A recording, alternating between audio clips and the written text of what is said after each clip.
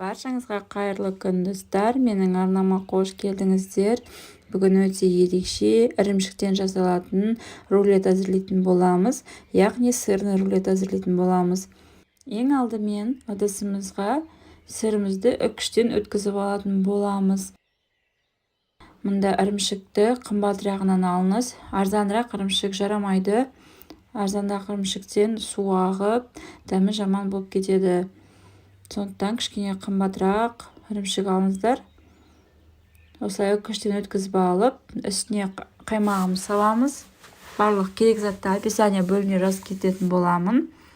Үстіне 3 жұмыртқаны салып, 3 ас қасық ұнымызды салып, жақсылап біркелкі масса болғанша араластырып алатын боламыз.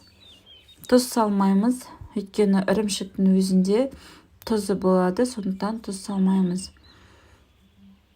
Осылай барлығын араластырып алатын боламыз.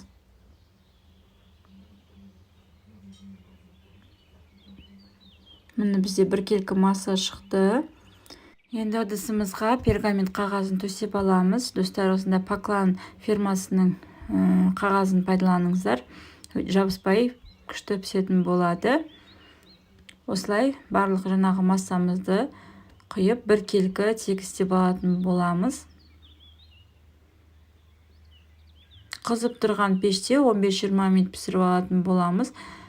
Пештеріңіздің температурасына қарай көретін боласыздар. Кішкене сарқыштау болып пісу керек. Енді тауықтың төсетін алып, осылай блендерден өткізіп алатын боламыз. Менде 300 грамм тауықтың төсеті. Осылай үккіштен өткізіп алатын боламыз. Негізі 400 грамм етті пісірген кезде 300 грамм болып шығады. Сондықтан 400 грамм қылдырып қайнатып алыңыздар. Міне барлығын осылай үккіштен өткізіп алдық. Үстіне сарымсағымызды, яғни чесногымызды үккіштен өткізіп алатын боламыз. Оның үстіне аскөгімізді жақсылап турап салатын боламыз. Аскөгімізді турап салғаннан кейін үстіне майонез салып, жақсылап араластырып алатын боламыз.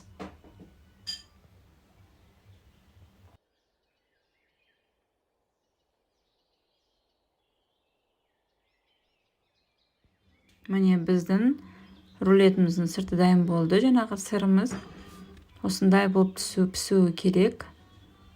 Кішкене суытатын боламыз. Ыстықтай салмаңыздар, жылыдай саласыздар ортасына. Осылай асықпай, ар жақ бетін бері қарай аунатып аласыздар.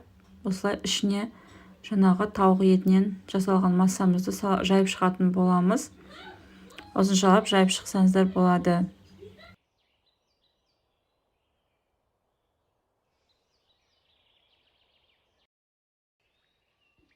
Міне осылай барлығын жайып шығатын боламыз.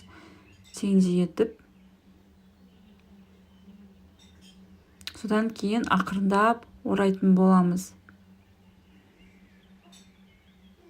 Осылай ақырындап пергамент қағазымен көмегімен осылай орап шығамыз. Осылай рулетіміздің шеткі бөлігіне жақпай, кішкене ашық қалдырыңыздар. Сол кезде рулетімізді ораған кезде шеткі жағына шығып кетпей жақсы оралатын болады. Осылай орап болғаннан кейін пищевой пленкаға орап, тоңазытқышқа 3-4 сағатқа қоя тұрамыз. Өзінің формасын сақтау үшін немесе бір түнге қойып қойсаңыздар болады жасап. Мен тоңазытқышқа 3-4 сағатқа қойып, содан соң пайдаландым. Өте керемет, дәмі ерекше. Қонақ күткенге дастарханыңыздың сәнін келтіретін рулеттердің бірі. Жасап көріңіздер, сіздерге ұнайды деген ойдамын.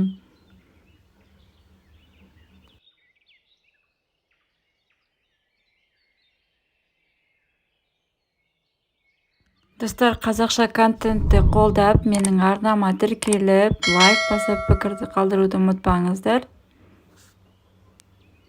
Міне өте керемет болып шықты менің ірімшікті рулеттерім. Жасап көріңіздер, сіздерге ұнайды деген ойдамын. Видеоның соңына дейін қарағандарыңызға рахмет. Сіздермен болған мен Айдана.